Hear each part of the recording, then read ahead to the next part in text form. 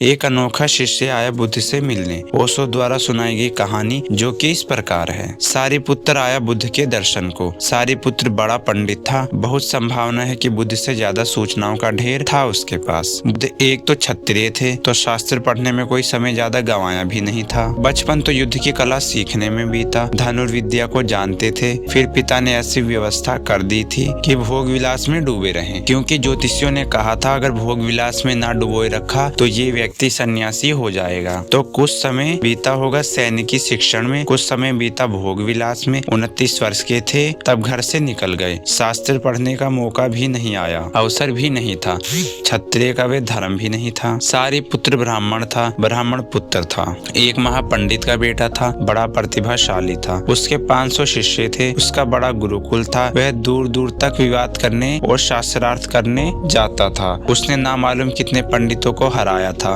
फिर ये होना ही था कि खबरें आने लगी कि जब तक बुद्ध को ना हराओगे इन जीतों में कुछ सार नहीं है। हराना हो तो बुद्ध को हराओ। तो बुद्ध को हराने आया था। अपने 500 शिष्यों को लेकर बड़ी अकड़ से आकर खड़ा हो गया, लेकिन बुद्ध को देखा और ऐसे पिघल गया जैसे सुबह की रोशनी में ओस की बूंद उड़ जाए कि तेज धूप में मोम पिघल जाए। बुद्ध को देखता ही रहा खड़ा थोड़ी देर। उसके शिष्य तो थोड़े विचलित भी हुए। ऐसी दशा कभी नहीं देखी थी अपने गुरु की। जहाँ भी गया अकड़ से गया था, दुंदुभी बजाता गया था। जहाँ भी गया था जीत कर लौटा था, विजय की पताकाएं फहराता लौटा था। ये बुद्ध के सामने कैसे खड़ा रह गया है, किन करता विमूढ़। और फिर जब शिष्यों ने देखा कि सारिपुत्र झुक गया बुद्ध के चरणों में और आंसुओं की झड़ी लगी है, तो उनको भरोसा ही नहीं आया। उन्होंने पूछा, सारिपुत्र को आपको क्या हो गया है?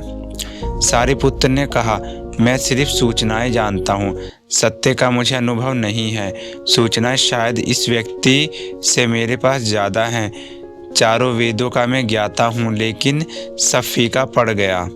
इस आदमी को वह स्रोत पता है जहाँ से चारों वेद पैदा हुए। यह आदमी मूल स्रोत पर खड़ा है। आज विवाद नहीं होगा, विवाद गया, आज समर्पित होता हूँ। निरहंकारी रहा होगा सारिपुत्र। पंडित और निरअहंकारी बड़ी मुश्किल से होता है, लेकिन उसके जीवन में क्रांति हो गई। बुद्ध के पास बैठकर क्या सीखा उसने? जो भी बुद्ध बता सकते थे वह सब जानता था, मगर एक भेद था। अंधा आदमी भी प्रकाश के संदर्भ में सब जान सकता है, मगर एक भेद, आंख वाला प्रकाश को जानता है, अंधा आदमी प्रकाश के संबंध में जानता है। बहरा भी संगीत के संबंध में बड़ा ज्ञानी होता है। संगीत भी तो लिखा जाता है ना, संगीत की भी लिपि होती है ना। बहरा लिपि पढ़ सकता है, लेकिन तुम फर्क समझते हो। रविशंकर की वीणा बजती हो, सितार बजता हो, इसका अनुभव उसके साथ साथ नाच उठा। तुम्हारा हृदय उसके साथ मंत्रमुग्ध था। और फिर किसी बहरे ने कागज पर लिखी गई कविता को, लिपि को पढ़ा, इसी संगीत की लिपि को, जिसे सुनकर तुम मयूर जैसे मत हो उठे। क्या तुम सोचते हो दोनों एक ही बात है? क्या बहरे को कुछ भी पता चलेगा ध्वनि का आनंद? क्या संगीत का भी कोई स्वाद आएगा? लिखे हुए संगीत को पढ़कर बस वैसा ही सारिपुत्र था,